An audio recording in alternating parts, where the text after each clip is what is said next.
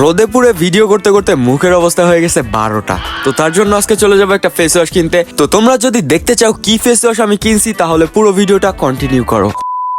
Hello guys, welcome back to my YouTube channel. This is Anik Chowdhury. Last কিছুদিন ধরে অনেক পরিমাণে ভিডিও করার জন্য মুখের অবস্থা হয়ে গেছে একদম 12টা। তো এই কালো মুখকে সাদা করার জন্য মুখের জন্য লাগবে একটা ফেস ওয়াশ, যেটা নেওয়ার জন্য এখন চলে যাব ঘোনাপাড়া। কিন্তু কষ্টের বিষয় হচ্ছে বাড়ি থেকে বাইর হয়েছি 10 মিনিটের মতো হয়ে গেছে, কিন্তু এখনো একটা গাড়ি পাই নাই। তো অবশেষে পেয়ে গেলাম একটা ভ্যান, যেটাতে উঠে গেলাম লাফ দিয়ে। তো এখন ভ্যানটি ছুটে চলেছে মধুমতি নদীর পাশ দিয়ে। তারপরে এখান থেকে আরেকজন যাত্রী ওঠায়, তার জন্য আমি একটু ওনাকে জায়গা করে দিলাম। তারপরে দেখতে দেখতে চলে আসলাম আমরা রাতুল বাজারে। আর রাতুল বাজার পার হয়েই কিন্তু রাতুল ইউনিয়ন পরিষদ, যেটা দেখতে কিন্তু একদম অস্থির, পুরো রাজকীয় একটা ভাব। তো ওইখান থেকে একটু দূরে যাওয়ার পরেই দেখি জুবাইর বন্ধুকে, আর তার একটু পরেই আমরা উঠে যাই মেইন রোডে। আর এভাবে যেতে যেতেই কিন্তু আমরা মেইন রোডের সৌন্দর্যটা উপভোগ করতে থাকি। তো সৌন্দর্য উপভোগ করতে করতে আমরা চলে আসি ঘোনাপাড়া বাজারে। আর ঘোনাপাড়া বাজারে নেমেই কিন্তু আমি ঢুকে পড়ি শুভদের দোকানে। শুভরা কিন্তু অনেক ভালো মিষ্টি বানায়। তোমাদের যদি কারো মিষ্টি নেওয়ার থাকে তাহলে ওর সাথে কন্ট্যাক্ট করতে পারো। তো এখানে এসে শুভর সাথে পেয়ে যাই আলামিনকেও, এবং আলামিনকে নিয়ে এখন আমি চলে যাব আমার ফেস ওয়াশটি কিনতে। তো এই হচ্ছে সেই ফেস ওয়াশ।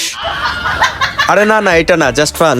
তো শুরুতেই ঢুকে গেলাম এই কসমেটিক্স এর দোকানে, আর আয়নার ভিতরে দেখি একটা হ্যান্ডসাম ছেলে। তো তারপরে বলে ওনাকে ফেস ওয়াশটা দিতে, আর উনি বাইর করে ছোটটা, যেটা আমার লাগবে না, আমার লাগবে বড়টা। তারপরে আরেকটা দোকান, এবং তারপরে আরো একটা দোকান, 3টা দোকানের একটা দোকানেও পেলাম না। তার জন্য উপায় না পেয়ে লাস্টে ওই ছোটটাই কনফার্ম করলাম। তো এখন চলে যাব বাড়ি। দেখা হবে তোমাদের সাথে নেক্সট ব্লগে। ততক্ষণের জন্য সবাই ভালো থাকবেন, সুস্থ থাকবেন।